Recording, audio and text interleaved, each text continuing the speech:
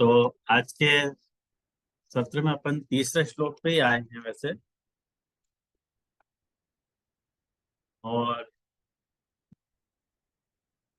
तीसरे श्लोक के पहले पैरा में अपन ने पूर्व प्रसंग में ब्रजराज जी के द्वारा करी गई टीका के अनुसार अपन ने गोपद के विभिन्न अर्थन को विचार किया। और वेद में लौकिकई वैदिकई ही किम में ब्रजराज जी ने एक पति भजन सुमोक्ष को एक प्रसंग रखियो तो कि भाई वेद में पति भजन सु भी मोक्ष बताया गया है।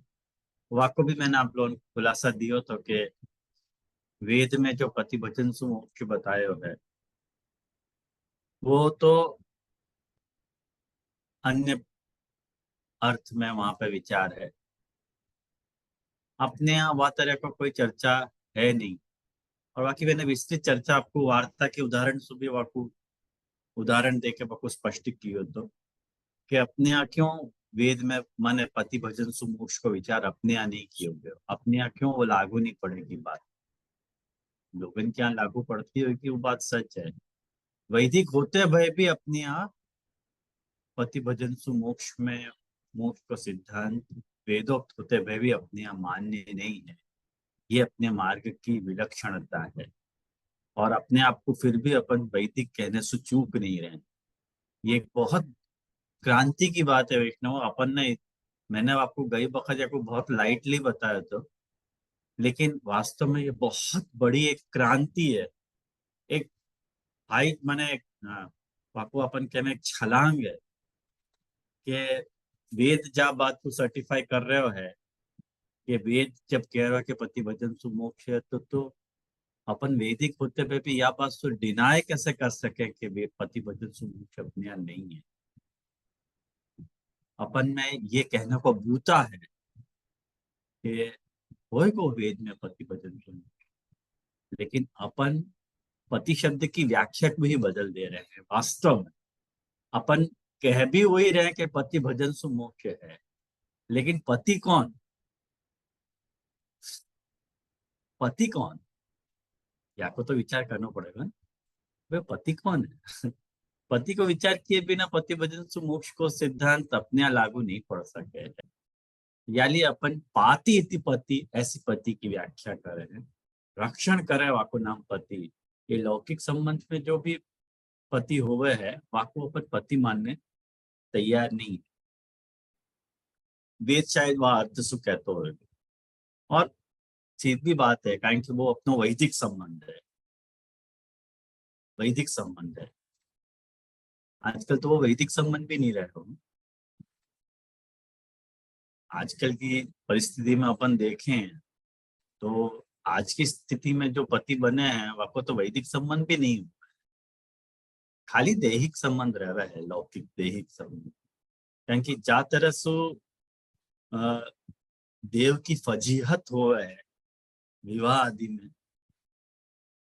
त्राही माम बोलता हूँ मैं देव हूं तो देव होने से इनकार करता हूँ कि भाई मुझको देव नहीं बनना, इतनी फजीहत हो है देव की। खैर वो एक अलग बात है। तो अपन यह बात को कहने वाले हते के मने अक्षणवताम फलम इदम न परम विदाम, मने इदमेव इंद्रिय बताम फलम मोक्षोपि नान्यथा। अपन यह बात को कह रहे हैं कि भाई अपनी इंद्रियन को जो विनियोग है वो वास्तव में इंद्रिय के पति को जाए, वह वो गोकुल है, गोकुल पति वाकु अपन कह रहे हैं। गोकुल पति को अर्थ मने यहाँ पे जो ये जो अर्थ लियो है गोकुलाधीश, वो एक्चुअली पति वचनी है। गोकुलाधीश मतलब पति। अब वह पति की व्याख्या ब्रजराज जी ने घुमा के करी के गोपद को अर्थ लो इंद्रिय, और इंद्रिय को जो कुल है वह गोकुल करो, और इंद्रियन के कुल को जो स्वामी है वो प्रभु है। वह अर्थ में अर्थ कटन करो तो वेद में पति भजन सु मोक्ष को अर्थ सीधो सीधो या ढंग से जुड़ जाएगा। यहाँ में कोई अतिशयोक्ति भी नहीं होगी और अन्यथा अर्थ अपन ने कियो है ऐसा भी नहीं हो पाएगा। तो अपन बाकी युक्ति या तरह से अपन देना चाह रहे हैं कि यथा अंधकारे नियता स्थिति ही नाक्षण और फलम। भाई जैसे कोई को आंख वालों है और वह को अंधकार में खड़ो कर दिया जाए तो बाकी आंख क्या काम की। ऐसी सारी इंद्रियन के लिए अपन को कहना है कि आंख होए, नाक होए, कान होए, मुख होए, कोई भी इंद्रियन को यदि भगवद उपयोग या भगवद विनियोग नहीं भयो तो क्या काम की वो इंद्रियां। जैसे ब्रह्मसमन दीजिए, ब्रह्मसमन लेकर के यदि भगवत सेवा में प्रवृत्त नहीं हो पा रहा है तो यथा अंधकारे नियता स्थिति वाली बात हो गई बाकी। और यह बात को अपन कहें तो लोग समझने भी तैयार नहीं है, कितना भी समझा दो।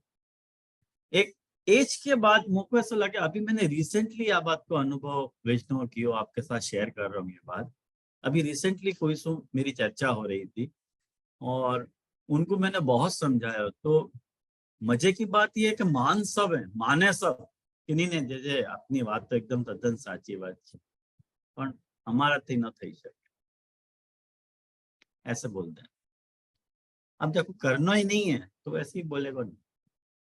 तो यथा अंधकारे नियता स्थिति वाली बात हो गई ना कि आंख है तुम्हारे पास लेकिन वह को तुम यूज नहीं करना चाह रहे, कान है तुम्हारे पास लेकिन वह को भगवत विनियोग नहीं करना चाह रहे, वाणी है तुम्हारे पास लेकिन भगवान के लिए वह को विनियोग नहीं करना चाह रहे। तो फिर यदि श्री गोकुलाधीशो धृता सर्वात्मना हृदय कैसे हो पाएगा। वो तो चतुश्लोकी का सिद्धांत लागू ही नहीं पड़ेगा ना। तो नाम मात्र के लिए मतलब ब्रह्मसमन जो लिए वाको विनियोग नहीं हो पाएगा वास्तव में। तो या लिए ये पक्ष अपन ने पिछली बार या को विचार किया। आज जा पक्ष को श्री ब्रजराज जी उठा रहे हैं वह पक्ष में वैष्णव यूं कहना चाह रहे हैं, एक शंका उठा रहे हैं कि ननु भगवद प्राप्ति समय लौकिकेष्वेव संबंधा कामस्य च बलिष्ठत्वात्। बड़ी सुंदर पंक्तियां हैं, आप इन पंक्तियों को ध्यान दोगे तो पंक्तियां खुद बात करेंगी आपके साथ। ननु भगवत प्राप्ति समय, जा बखत अपनी भगवत प्राप्ति को समय है, जा बखत अपन सारी इंद्रियन को भगवत विनियोग करना चाह रहे हैं तो उन इंद्रियन को लौकिकेषु एव संबंधा। अपनी इंद्रियां तो कोई अलौकिक नहीं हो गई हैं, अपनी इंद्रियां लौकिक हैं, अलौकिक नहीं है भाई। उन लौकिक इंद्रियन को लौकिक में संबंध है, लौकिकेषु एव संबंधा। और वह लौकिक संबंध को मूल का है तो कह रहे हैं काम का मूल है। लौकिकेषु एव संबंधात कामस्य च बलिष्ठत्वात्। वो बलिष्ठता, वो जोर काम को है, काम जोर पकड़ रहे है और वो काम जोर पकड़े तो लौकिक में संबंध होवे। और या के कारण ब्रजराज जी एक गजब की शंका उठा रहे हैं कि कदाचित तेषु मनश्चलति तदा, वहां अपना मन चलायमान हो जाए। सच्ची बात है, मन को कौन रोक सके। यानी ठाकुर जी या अर्जुन ठाकुर जी से यही तो बात कहवे कि चंचलम ही मन कृष्ण प्रमाथि बलवद्रणम। हवा को बस में किया जा सके है लेकिन मन को नहीं बस। वायु रीव सुदुष्कर अर्जुन, जैसे वायु को बस में किया जा सके एक घड़ी लेकिन मन को बस में नहीं किया जा सके। मन बहुत चंचल है। लेकिन वाकई लिए ठाकुर जी यही समाधान दे रहे हैं कि अभ्यास है तो कौन थे वाकई लिए अभ्यास तो हे कौन थे वाकई लिए तो अभ्यास करो मन को भी बस में किया जा सके। तो कदाचित मनस चलती, मन चलाए मन हो जाए कभी, तब ऐसी स्थिति में तत्कृतम, वाक्य द्वारा कियो हुए जो भी कुछ कार्य है, अकृतम, वो नहीं किए जैसा हो जाए। ख्याल में आया ना? नहीं किए जैसा हो जाए मतलब आपको मतलब क्या कि होम करने गए और हाथ जल गया, ऐसी बात। गुजराती में कहावत है ना याद इनकी, होम करने गए और हाथ जल गया। भाई काम तो अच्छा ही करने गए, लेकिन तुम्हारो कृतम अकृतम हो गयो ना, मन चलाए मन हो गया तुम्हारो। अब क्या करोगे वाक्य लिए? या लिए एक बात छोड़ो, ये सब बात आप उपदेश हमको रहने ही दो कि गोकुलाधीश को स्वामी, वो गोकुलाधीश स्वामी है, ये बात है ना, हमको उपदेश मत दो। हमको लौकिक ही सो मतलब नहीं है, लेकिन वैदिक ही सो मतलब है। एक घड़ी आप हमको ये उपदेश मत दो कि भाई ये तुम्हारो गोकुलाधीश तुम्हारो पति है, और वाकु तुम यो कह रहे हो कि वेदानुसारेण पति भजने न मोक्ष, वासुपति भजन से मोक्ष, तो ऐसा अर्थ घटन कर लो तो वो पंक्ति लग जाएगी। तो हमको बेवकूफ मत बनाओ। कृतम अकृतम भव, वाक्यों को कियो भी सब वेस्टेज हो जाए है, ततो या लिए वेदानुसारेण कारणम उचित। भाई वेद के अनुसार ही करना। हम या मैं और कोई दलील देना नहीं चाह रहे हैं। वेदानुसारेण कारणम उचित तरम, वो उचिततर तो बात वही है, प्रेफरेबल बात वो है। वहां में तुम अपनी अर्थघटन अपने मन से कर दे रहे हो, क्या क्या युक्ति लगा के, ठीक है, ऐसा मत करो। तो इति चेत, ऐसा होने पे न ना पाठ, ये पूरी शंका जो उठाई है आपको ना बोल रहे हैं कि नहीं नहीं ऐसे नहीं। बात समझो, बात भगवन निवेशित मनसा, भगवान में जो निवेशित मन है, भगवान में जो लगो भयो मन है, नितराम ने निवेश जो शब्द है ना, अच्छी तरह से घुसो भयो। भगवान निवेशित मनसा सर्वथा अन्यत्र कामो न संभवती। जाको भगवान में मन है, वाको मन जो वाके लिए सर्वथा अन्यत्र काम संभव ही नहीं। भाई कहां से ले आए ये बात? भाई कहीं तो लाए नहीं। ये 26वां अध्याय और 10वां स्कंद को 22वां अध्याय देखो, चीर हरण वाला अध्याय। चीर हरण वाले अध्याय में ठाकुर जी, जब ठाकुर जी ने ब्रजगोपी कांड के चीर हरे, और जब चीर हरे वाके बाद सुखदेव जी ने परीक्षित जी से यह बात कही कि हे परीक्षित, कृष्ण ने कुमारी अंशु छल भरी बातें करी, उनको लज्जा संकोच सब छुड़ायो, और यहां तक कि उनके वस्त्र तक हर लिए, फिर भी जो है ना वो उनसे नाराज नहीं भई। ठाकुर जी से नाराज नहीं भई, उनकी चेष्टान को उनमें दोष नहीं निकाले उनने, बल्कि प्रियतम के संग से वो और भी प्रसन्न हो गए। क्या हमको हमारे संग तो है, दो घड़ी वो जो पास आ बैठे, हम जमाने से दूर जा बैठे। दो घड़ी वो जो पास आ बैठे, हम जमाने से दूर जा बैठे। तो वो दो घड़ी को कमाल है कि वो साथ में हो। तो एक मुझको एक और शेर याद आ रहा, मेरा बहुत ही पसंदीदा शेर है। तेरा हाथ हाथ में हो अगर, तेरा हाथ हाथ में हो अगर, तो सफर ही असले है। तो जो साथ अपन हाथ में हाथ डाल के जो चल रहे हैं वही स्वर्ग है भाई। असल हयात है, हयात मतलब स्वर्ग, असल हयात मतलब वास्तव में स्वर्ग तो वही है। मेरे हर कदम पे है मंजिल, मेरे हर कदम पे मुझको मंजिल मिल जा रही है, तेरा प्यार घर मेरे साथ है। तो वो वाली बात है, देखो चीरहरण वाली बात भी ये कह रहे हैं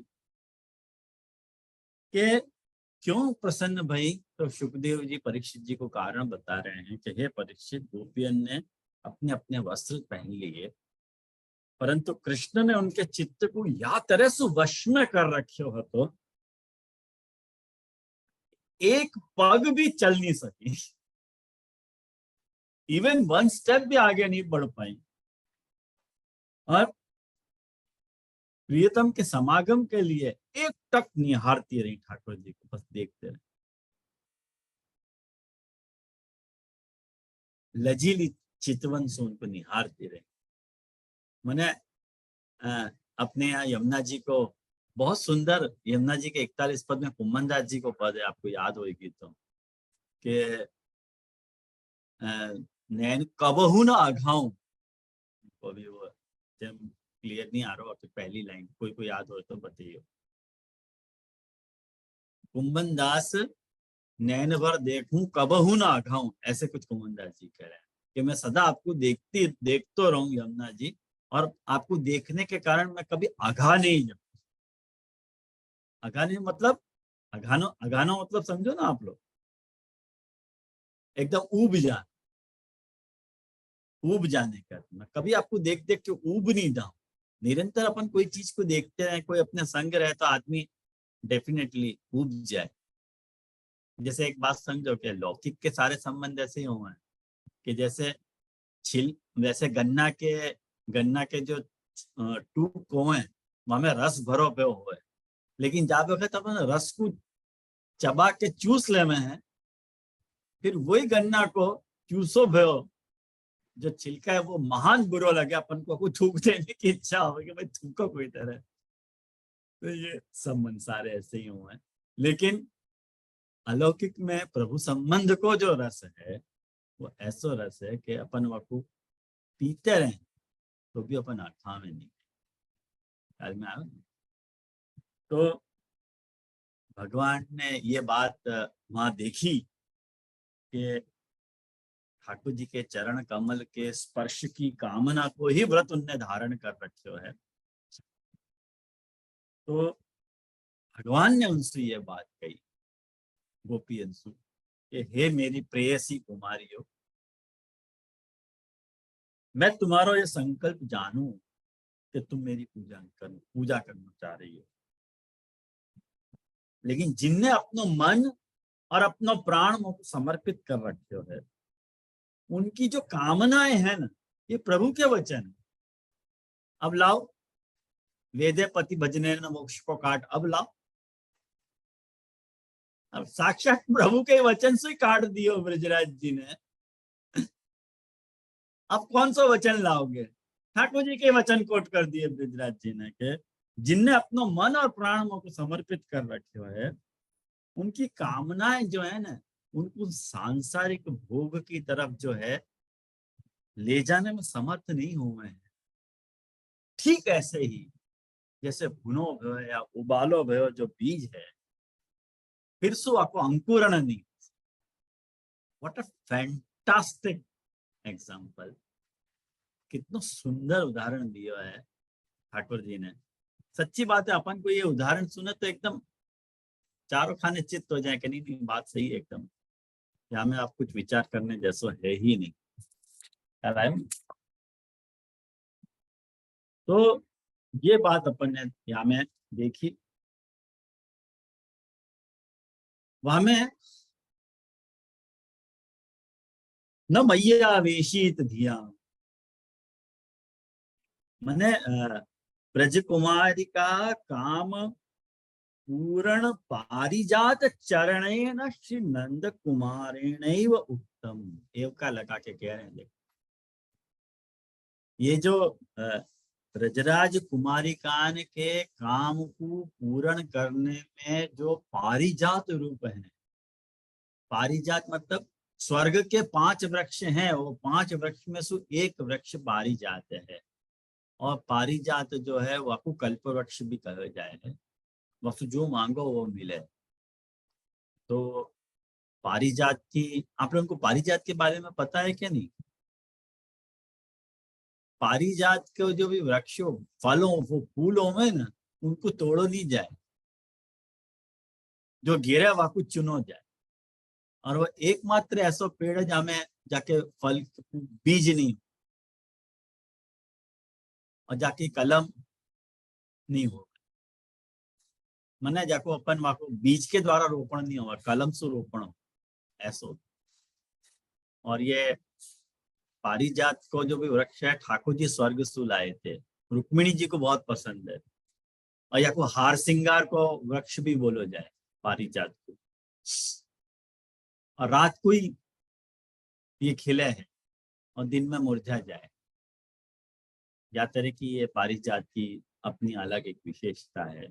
ये ठाकुर जी के कारण धरती पे आए हुए वृक्ष, नहीं तो स्वर्ग को वृक्ष है ये पारिजात। तो वो कल्प वृक्ष है। तो कुमारिकान के काम को पूर्ण करने में प्रभु पारिजात रूप जो नंद कुमार है, उन्हें ही यह बात कही है कि न मैया आवेशित धियाम, धियाम मतलब बुद्धि, न मई आवेशित, मेरे में जो आवेष्टित, मेरे में जो लगी भाई समर्पित जो बुद्धि है, वाको काम न कामाय, न काम कामाय कल्पते, वो काम के लिए, मैंने लौकिक काम के लिए वको उपयोग हो ही नहीं सके है। ये बात मैं समझा। फिर भी ब्रजराज जी को संतोष नहीं भयो है, यद्वा को और अर्थ कर रहे हैं। क्या कह रहे हैं? कह रहे हैं कि यद्वा लौकिक ही रपी दर्शादि गुण ही रपी, मैंने महाप्रभु जी कह रहे हैं ना कि लौकिक ही वैदिक ही किम, लौकिक सु क्या हो सके और वैदिक सु क्या हो सके, ये जो बात कह रहे हैं ना, तो लौकिक मतलब, जैसे सीधी सी एक बात समझो कि अपनो जो चित्त चलायमान होवे ना, वो लौकिक की कोई वस्तु तो चलायमान देख के, अपन कोई बहुत सुंदर चीज देखें तो अपना चित्त चलायमान हो जाए, अरे ये चीज मुझको चाहिए। जैसे कोई भी चीज हो, स्त्री से लेके पैसा तक सब आ गया हो। तो चित्त चलायमान होवे को जो कारण है, तो दृश्यादि गुण ही रखी, जो चीज तुमको दिख रही है और दिखती भाई चीज के कारण जो तुमको एक आकर्षण पैदा हो रहा है, वामे वामे जो तुम्हारा काम है, वह काम की तुलना या काम से मत करो, कहने यूं। मैंने सर्वात्मना काम भावेन व वैदिक ही ब्रजेन्द्र दिंकुलांकरण मुखचंद्रादि उक्त धर्म च्युत प्रवाल बरहत कपुत पलाब्ज माला अनुप्रक्त परिधान विचित्र वेश। ये वेणु गीत का श्लोक है। ये वेणु गीत को 8वां श्लोक है। आप लोगों को सबन को ये बात पता है कि वेणु गीत को ये 8वां श्लोक है। यानी ठाकुर जी के मुखारविंद को विशेषण यहाँ में बता रहे हैं ब्रजराज जी के क्या ठाकुर जी को एक्चुअली ये जो ब्रजेंद्र दिंग दिंगुखालंकरण मुखचंद्रादि भी उक्त धर्म ही है ना, ये पंक्ति मुझको स्पष्ट नहीं है एक्चुअली, मुझको यह पंक्ति से संतोष नहीं है एक्चुअली। मुझको ये पंक्ति एकदम स्पष्ट, एकदम जाको अपन कहवे ना कि एकदम दिमाग में बैठ जाए, ऐसे तो नहीं बैठी है पंक्ति। कोई के बाप के नौकर तो नहीं है कि लगना है तो लगे ही, नहीं लगी तो नहीं लगी है तो अब लगेगी तो कह देंगे, लेकिन संतोष नहीं है।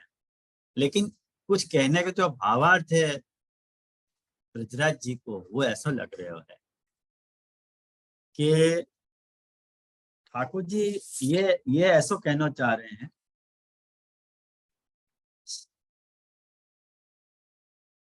गुजरात जी ऐसा कहना चाह रहे हैं कि चूत प्रवाल बरहद बपोत पलाब्ज, मैंने ये वेणु गीत सु आप परिचित हो के नहीं, एक्चुअली मैं ये पूछना चाह रहा हूँ। तो वेणु गीत सु आप लोग परिचित हो के नहीं।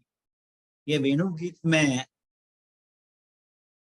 वेणु के स्वरूप को वर्णन है कि वेणु को प्रभाव कैसा हो रहा है। जब ठाकुर जी वेणु वादन कर रहे हैं, वह वक्त वेणु के वादन को प्रभाव कैसे प्रकट हो रहा है, वाक्य प्रभाव को वर्णन माने ठाकुर जी वेणुनाद वृंदावन में कर रहे हैं और ब्रज गोपिकान को वो सारो वेणुनाद घर पे सुनाई दे रहा है और वाकई इफेक्ट भी उनको घर पे सुनाई दे रही है। ये बहुत फेमस है गुजराती ढोलपद भी है, वनराते वन, हाँ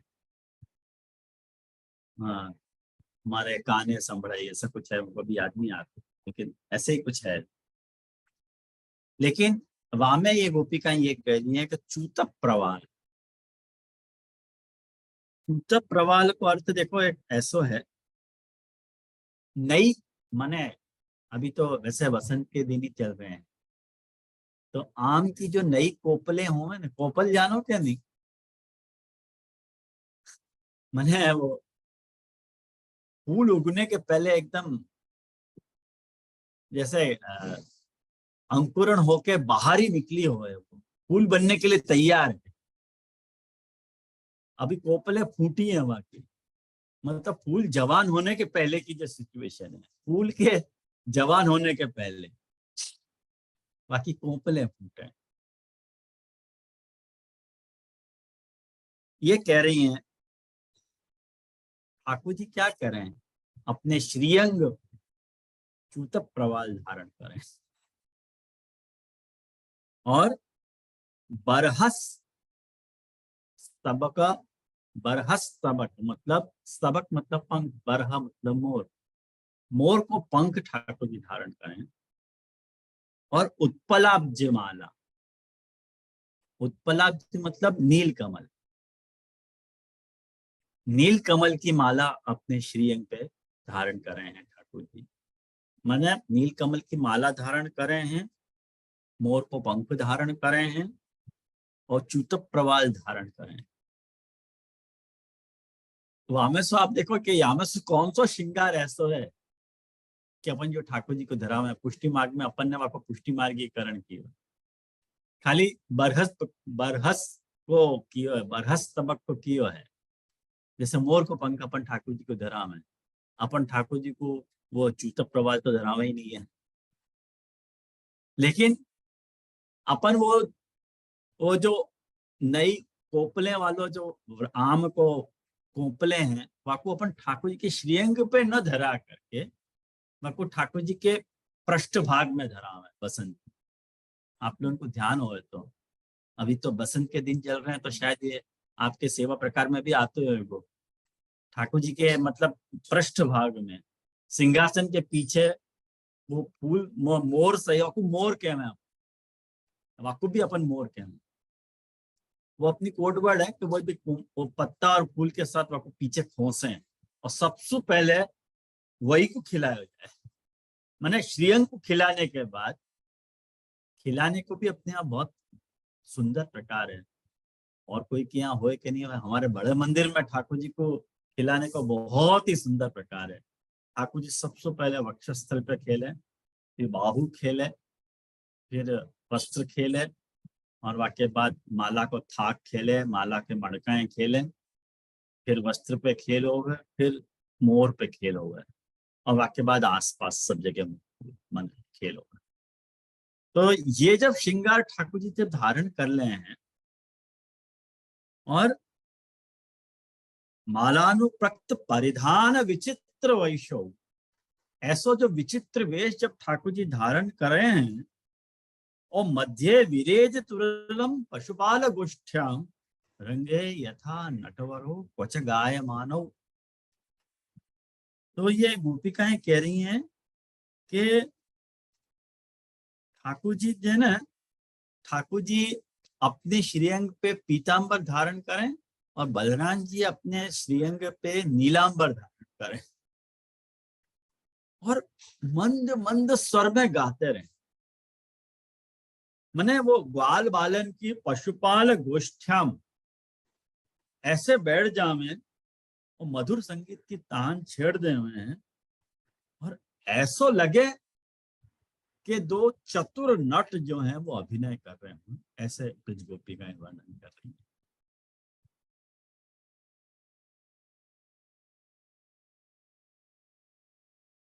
ऐसे गोकुल अपने यहाँ मुझको एक बड़ी मजेदार बात याद आई, आप लोगों के साथ शेयर कर रहे हैं। अपने यहाँ ठाकुर जी के प्रमेय रूप के वर्णन को कौन सा श्लोक है आपको पता है? बहुत फेमस है, सबको मालूम है। बताओ जल्दी झटसू। बहुत फेमस श्लोक है अपने यहाँ ठाकुर जी के प्रमेय स्वरूप को यदि ध्यान करना है। बरहापीडम नटवर बरहापीडम। हाँ बिल्कुल बिल्कुल सही बात है। जो होस्ट ने म्यूट बटन बंद रखो तो हो नहीं रहा था। अच्छा अच्छा अच्छा, ओके ओके ओके, कोई मैं बात म्यूट ही नहीं। अच्छा अच्छा ठीक है, नहीं समझ गया मैं। ओके, तो ऐसे ही ये जो श्लोक है ना, चूत प्रवाल बरहक बकुत पलाब्ज मालान प्रक्त परिधान विचित्र वेशो, ये भी ठाकुर जी के प्रमेय स्वरूप के वर्णन को श्लोक है। और ये कह रहे हैं कि इत्यादि भी ही यदि श्री गोकुलाधीशो धतः, ऐसे स्वरूप को हृदय में धारण करो। जैसे वहां पे बरहा पीड़म नटवर वपु स्वरूप के हृदय में धारण करवे को उल्लेख वहां पे मंगलाचरणकार कर रहे हैं। जाने भी ये मंगलाचरण के श्लोक कंपाइल किए हैं, ये मंगलाचरण के श्लोक कौन ने कंपाइल किए हैं आज तक पता नहीं है अपन। ये जो चिंता संतान हंतारा से लेकर के जो 5 श्लोक मंगलाचरण के अपन बोले हैं, ये कोई एक ग्रंथ के श्लोक नहीं है, अलग अलग जगह से इकट्ठा करके उनको कंपाइल करके वो मंगलाचरण में अपन ने वो गुच्छा बनाया है। जैसे अज्ञान तिमिरांधस्य फेमस गुरु को श्लोक है, नमामि हृदय शश सुबोधि जी को मंगलाचरण है, चिंता संतान हंतारो नवरत्न की शुरुआत में है, गुसाई जी को श्लोक है। और एवं माने वो जो दूसरा श्लोक है, तमाम सर्वदा वंदे श्रीमद वल्लभना, वो गोपीनाथ जी को श्लोक है। तो जगह जगह के श्लोकन को कंपाइल करके मंगलाचरण को अपन ने गुच्छा बनाया है। और वहां पे अपन ये बात स्पेसिफिकली कहना चाह रहे हैं कि ऐसे प्रमेय स्वरूप अपने आप को जो प्रमेय रूप भगवत स्वरूप है, यदि वह भगवत स्वरूप को व्याख्यायित करना है कि अपने आप को प्रमेय स्वरूप भगवान कैसो है, तो स्वरूप क्या है, वहां में अपन ये बता रहे हैं कि भाई बरहा पीड़म नटवर बहु कर्ण, वो नटवर है, वो नटवत भी लीला करे है और वरवत भी लीला करे है, और वो मस्ती वालों है। ब्रज में वन में खेलवे जब पधारे है तो वह की इच्छा हो गई तो कर्णिकार के फूल तोड़ के अपने बालन में खोस ले रहे हैं। ऐसा मस्ती वालों स्वरूप अपने प्रभु को है। तो ऐसे ही मस्ती वालों स्वरूप ये चूत प्रवाल बधत पलाब्ज माला प्रक्त परिधान विचित्र वेशों वालों ये जो श्लोक है, वहां में भी ठाकुर जी के वाही प्रमेय स्वरूप को वर्णन है। वो श्लोक भी कोइंसिडेंटली वेणुगीत को ही है और ये श्लोक भी वेणुगीत को ही है, चूत प्रवाल वालों। तो अपन ये देख सके हैं कि ऐसो स्वरूप यदि तुमने हृदय में धारण किए तो वो जो वैदिक वचन है वासु क्या यूं कहना चाह रहे।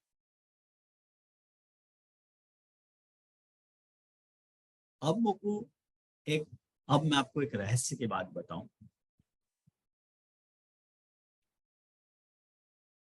नहीं रहस्य की बात नहीं बताऊं, चलो ये आपको आज प्रश्न पूछ लूं, आप नेक्स्ट क्लास में आप लोग जवाब दे दो। अच्छी बात याद है, मुझे बेकार बता देता हूं मैं, गड़बड़ हो जाती सब। अब आप लोगों को आपको बताना है, प्रश्न ऐसा है यस। अब याद आ गई। अब देखो प्रश्न ऐसा है कि लौकिकैः वैदिकैः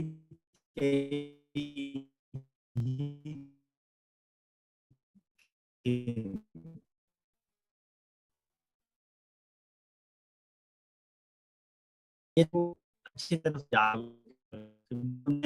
कुलाधीश को सर्वात सही जी महाप्रभु जी टका को प्रश्न सामने पूछ रहे हैं, लेकिन या श्लोक के उदाहरण दे करके चूत प्रवाल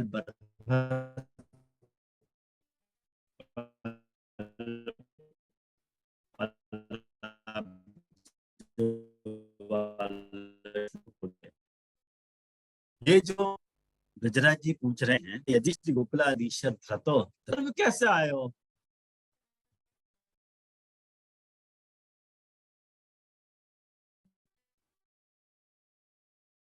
ये समझ में नहीं आई।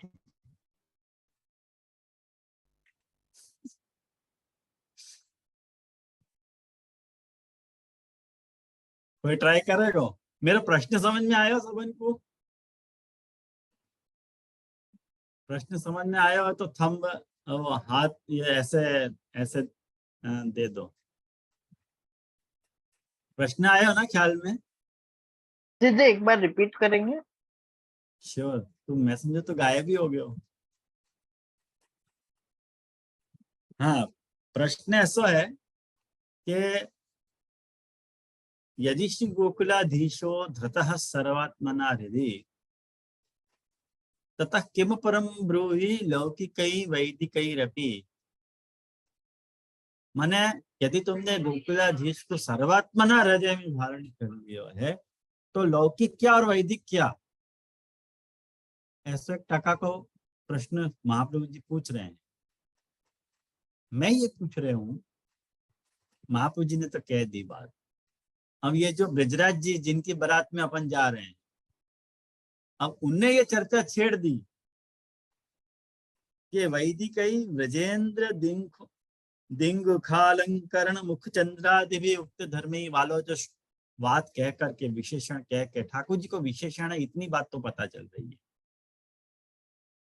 और वो विशेषण बता के उनके द्वारा जो कहे भय धर्म है, माने लौकिक धर्मन के पालन से क्या फायदा और वैदिक धर्मन के पालन से क्या फायदा, ऐसो जो ये चूत प्रवाल वाला श्लोक को उदाहरण देके कह रहे हैं, तो वासु वैदिक धर्म के तरफ कुछ दिशा निर्देश करना चाह रहे हैं ब्रजराज जी, ऐसा लग रहा है कि या धर्म सु क्या, तो हमें वैदिक धर्म क्या है और ये पता नहीं चली।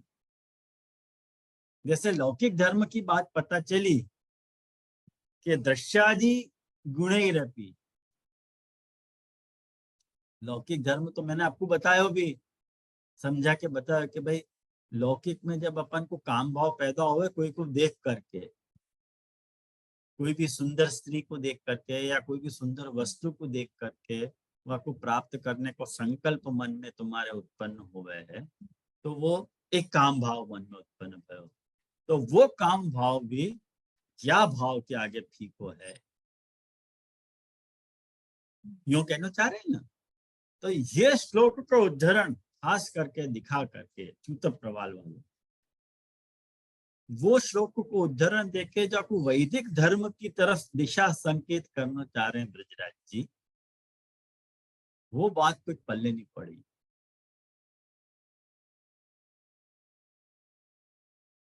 वो क्या कहना चाह रहे हैं? अब आयो कि नहीं प्रश्न समझ में? हाँ जी जी। अरे वाह, चलो हाँ तो बोलो ये। पर तेरे दर्शन क्यों बंद हो गए?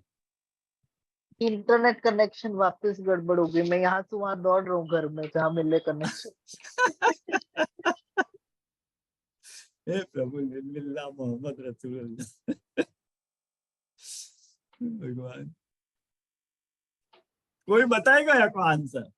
नहीं तो अगली बार में बताइए, चलो कोई बात नहीं। हाँ, आज के लिए प्रश्न ड्रॉप है, नेक्स्ट क्लास में बताइएगा का आंसर। तो वाको आंसर दे रहे हैं, न किमपि इति भाव है, ये वास्तु कुछ भी नहीं हमारे को ये भाव है एवं सर्व प्रकारैरपि या तरसु सर्व प्रकारसु काम भावेन प्रभुरेव सेव्य। वो काम भाव से प्रभु ही सेव्य हैं इति। ये तो प्रभु कृपा से अपन ने तीसरो श्लोक भी आज पूरा किया। महाप्रभु जी की कृपा है, ब्रिजराज जी जैसे महानुभाव की टीका को तीसरो श्लोक पूरा होना कम सौभाग्य की बात नहीं है। महाप्रभु जी कृपा से अपन ने 3 श्लोक देखे और वाक्य बाद देखो, काम स्वरूप मुक्तवा मोक्ष स्वरूप आहु ततः सर्वात्मना इति। ततः सर्वात्मना इत्यादि शब्द चौथे श्लोक की बात समझाना चाह रहे हैं। ततः सर्वात्मना शुष्कत गोकुलेश्वर पादयो स्मरण वचन चापि न त्याज्यमिति मे मति। ये तो आपको मिल ही जाएगा अनुवाद, या को तो आपके या को तो अनुवाद अवेलेबल है। ततः काम भावात्मक भक्त्यनंतरम, काम भावात्मक जो भक्ति है। अब देखो आपको काम भावात्मक भक्ति कह रहे हैं। वैसे हरिराय जी को पकड़ोगे ना तो हरिराय जी काम भाव की निंदा ही करते रहे हमेशा कि प्रभु में काम भाव नहीं रखना चाहिए, सर्वात्म भाव। अरे महाराज, यहाँ ब्रिजराज जी काम भाव को सपोर्ट कर रहे हैं और आप काम भाव की निंदा कर रहे हो। अब काम भाव के अलग अलग अर्थ हो सकेंगे, कहीं की वाणी ब्रह्म स्वरूप है। जैसे ब्रह्म के बहुत सारे अर्थ हुए हैं, ब्रह्म बहुत सारे रूपन में विलसित हुए हैं, वैसे शब्द ब्रह्म भी अनेक अर्थन में विलसित हुआ है। और वह शब्द ब्रह्म के विलसन करने की जो सामर्थ्य है वो तो शिवाकपति में ही है।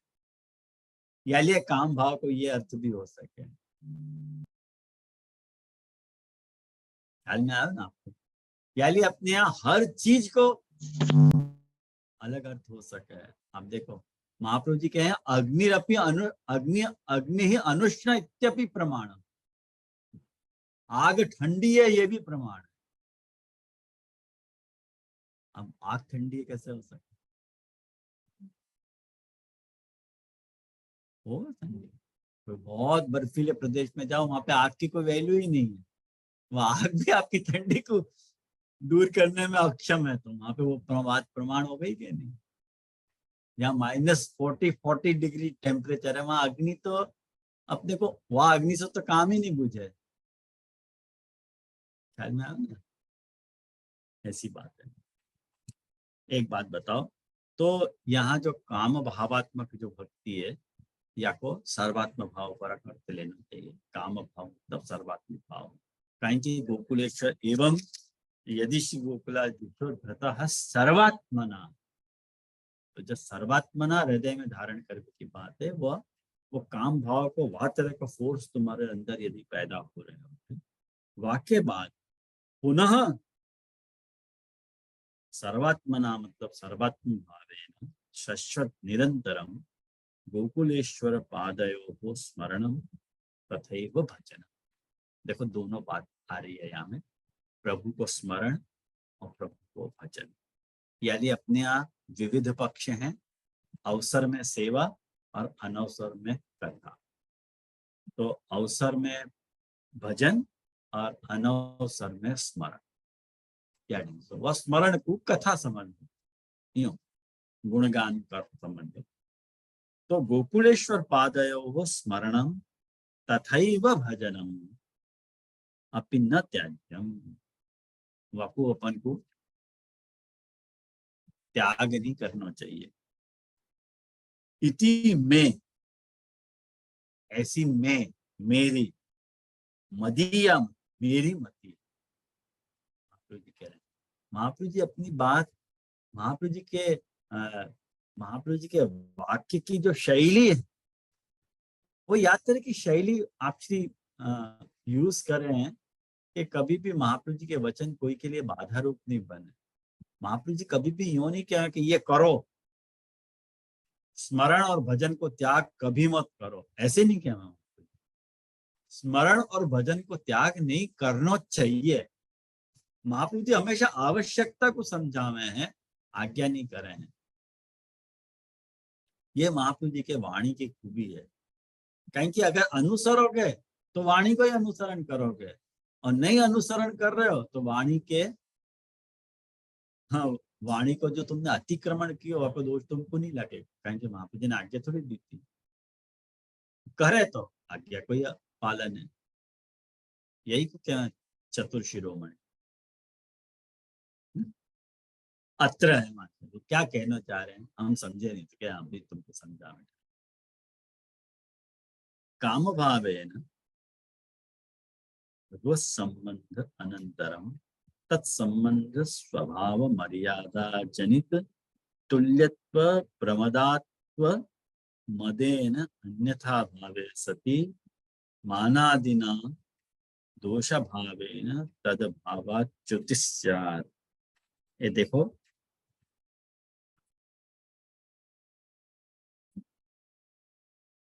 काम भावे, अब सर्वात्म भाव से हो कि सर्वात्मना शाश्वत गोकुलेश्वर पादे जब कह रहे हैं, ध्यान से समझिए, पंक्तियां बड़ी बड़ी मतलब गंभीर आशय को कह रही हैं ये पंक्तियां। काम भाव है ना, काम भाव के कारण अपनो भगवत संबंध हो गए, और वह भगवत संबंध के बाद तत्संबंध स्वभाव मर्यादा जनित, वह संबंध के स्वभाव की मर्यादा सु पैदा हो तो भयो, वह संबंध के स्वभाव की मर्यादा सु पैदा हो तो भयो, मर्यादा जनित तुल्यत्व प्रमदात्व, प्रमदा मतलब समान कैटेगरी, भाई मैं भी वही हूं, भाई संबंध कहाँ हुआ है, बराबरी वाले में संबंध हुए ना, ख्याल में आओ ना, बराबरी वाले माने वो दोनों समान हुए तभी तो संबंध हुए, और जब संबंध हो जाए तो दोनों सम हो जाए, एक हो जाए, और जब एक हो जाए तो वाको भी लेवल और याको भी लेवल एक हो गयो। अब जब एक हो गयो तो प्रमदा भाव आ जाए, क्या मैं कुछ हूं नहीं हूं। ठाकुर जी ने मेरा संबंध मान लिया, अब मैं ठाकुर जी का संबंधी हो गयो, मैं कुछ हूं, अभी तो कुछ नहीं है। सौभाग्यवान। सौभाग्यमन तो कुछ नहीं है भाई, खाली प्रमदात्व मदेन अन्यथा भाव है सती, जब तुमको अन्यथा भाव हो गए पे, अन्यथा भावे सती मतलब अपन वाक्य कारण संबंध की अवहेलना कर दें, माने कभी कभी अपने से या तरह को रिएक्शन हो जाए प्रभु के प्रति, या तेरे को मतलब शब्दावली को प्रयोग कर दें या मुंह से अपन ऐसा कुछ बोल दें जाके कारण वह संबंध की जो भी मर्यादा है वो भंग हो जाए। जैसे अपन अपने यहाँ यही प्रसंग आवे, ये तो बहुत छोटी सी बात है, वो तो अपन अष्टछाप के संबंध में ऐसा नहीं कह सकते, लेकिन फिर भी समझाने के लिए आपको कह रहा हूँ कि जैसे ठाकुर जी श्रीनाथ जी गोविंद स्वामी के संग खेलते और ठाकुर जी कांकरी मारते गोविंद स्वामी को, और गोविंद स्वामी भी सामने कांकरी मारते, तो वो बात अपने आप कितनी मार्मिक बताई कि भाई कौन यह खेल रहे की बानी। गोविंद स्वामी को गुस्सा आ गया कि ये कांकरी मारे तब आप कुछ नहीं बोलो, और मैं कांकरी मार दूं तो मेरे पर सारी आपत्ति है, गरीब की जोरू सबकी भाभी है, मैं बोल दूं तो तुमको आपत्ति है, अब ये जो कांकरी मार रहे हैं वो कुछ नहीं। महाप्रभु जी क्या, हाँ भाई ऐसा ही है ऐसा ही है, वो कर सके, वो कांकरी मार सके, तेरे कांकरी नहीं मार। भाई संबंध बांधे है, फिर भी अपने मन में वहां तरह की फीलिंग अपने को आनी चाहिए कि प्रभु मेरा स्वामी है और मैं प्रभु को वाटन, भले प्रभु सारी मर्यादा को उल्लंघन करे। जैसे गज्जन धावन की वार्ता में आवे, गज्जन धावन के संग ठाकुर नवनीत प्रिया जी को कितनो आत्मभाव હતો, तो लेकिन गज्जन धावन ने कभी भी नवनीत प्रिया जी की अवहेलना नहीं करी, उनने कही कि तू घोड़ा बनते बेचारे, उनके घोंटू घिस गए, आवे ना वार्ता में, उनके घोंटू घिस गए, लेकिन ना नहीं पड़ी नंद प्रिया जी को कि नहीं मैं ना नहीं पढ़ू, हमारा आप बोलो आज्ञा करो।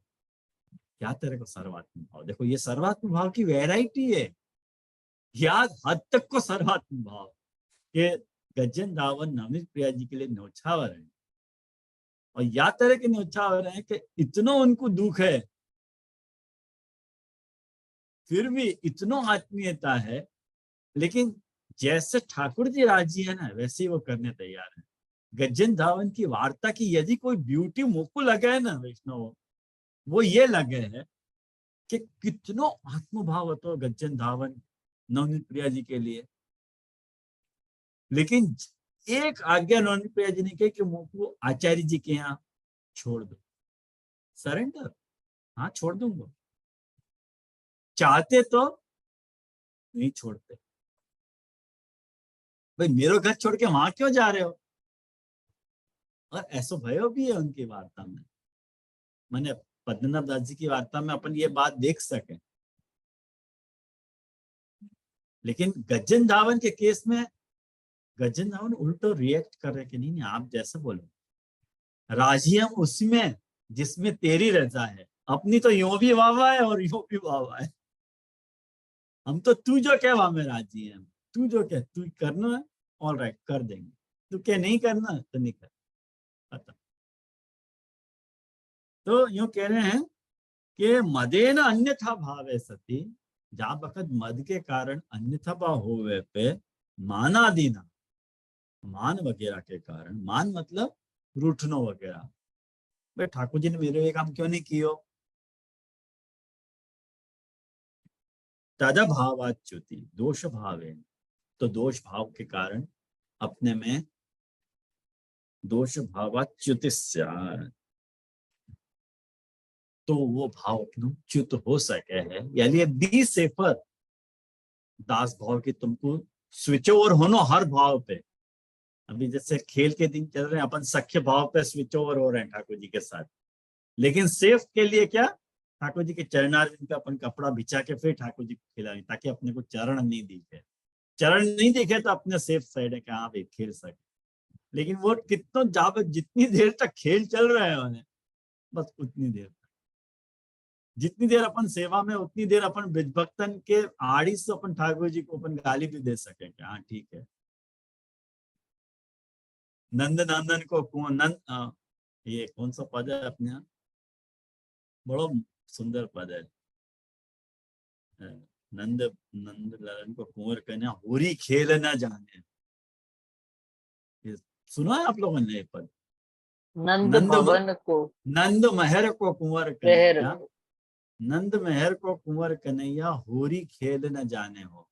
अब यहाँ में इतने ब्यूटीफुल अर्थ हैं, देखो होरी खेलन जाने हो यूं भी अर्थ लिया जा सके, और होरी खेल न जाने हो, न को अलग कर दो, नंद महर को अपन को आधे उड़ाना देना है, ठाकुर जी को सुनाना तो कहते कि नंद महर को कुंवर कन्हैया होरी खेल न जाने हो, यूं। और जब अपने को भक्ति करनी है तो नंद महर को कुंवर कन्हैया होरी खेल न जाने हो, ऐसे भी अर्थ कर सके। शब्दन के कमाल है, शब्दन सु भाव की महिमा प्रकट हो रहा है, ये एक कमाल की बात है अपने यहाँ। तो या लिए ततः सर्वात्म भावेन भजनमेव कार्य, यानी सर्वात्म भाव से भजन ही करना चाहिए, ये भाव है। आया ख्याल में आप लोगों के, तो मेरे हिसाब से अपन यहाँ रखें, आज को सत्र यहाँ रखें, बाकी को अपन नेक्स्ट क्लास में ले लेंगे। तो अभी होली के दिन चल रहे हैं, आप बोलो तो कैसे ले लें मैं अपन आश्रय के पत्नी।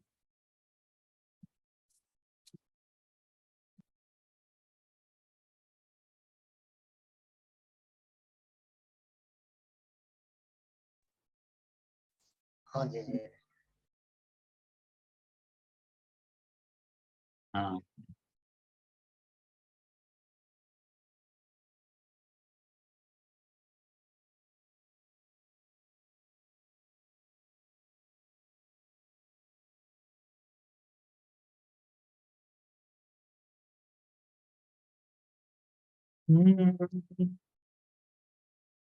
हर माखन की चोरी छोड़ कर नहीं आऊं, मैं समझाऊं तो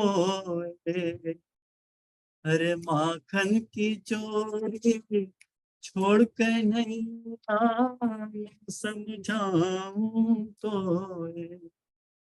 मैं समझाऊं तो कन्हैया, मैं समझाऊं तो माखन की चोरी छोड़ कर नहीं समझाऊं तो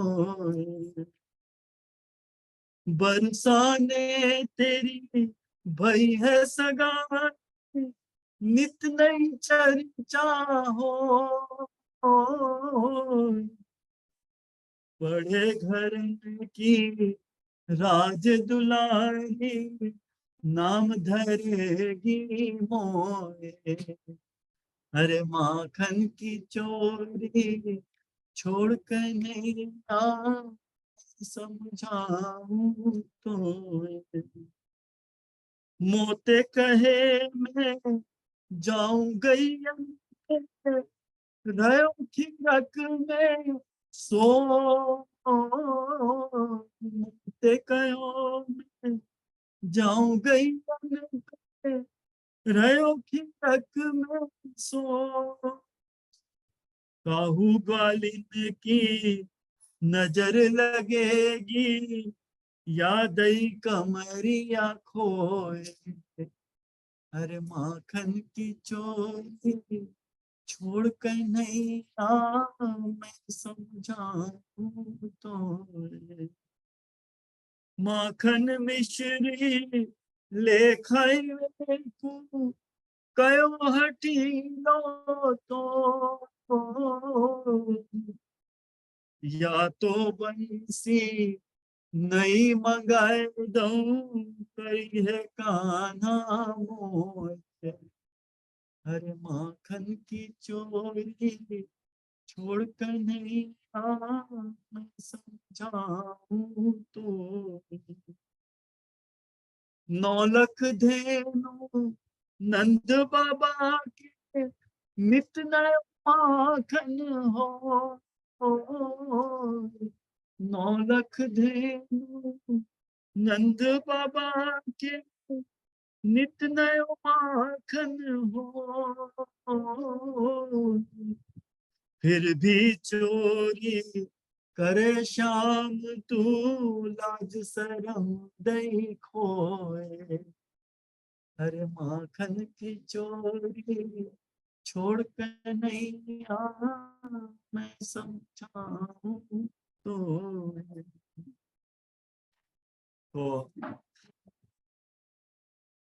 ये रसिया अभी नया ही बनाया है, पिछले साल बनाया था ये मैंने नया रसिया, तो आप उनको अभी सुनाया, तो यहाँ रखें, सबन को बोलो होली के रसिया की जय। अगले हफ्ते को कानपुर में यहाँ रखें।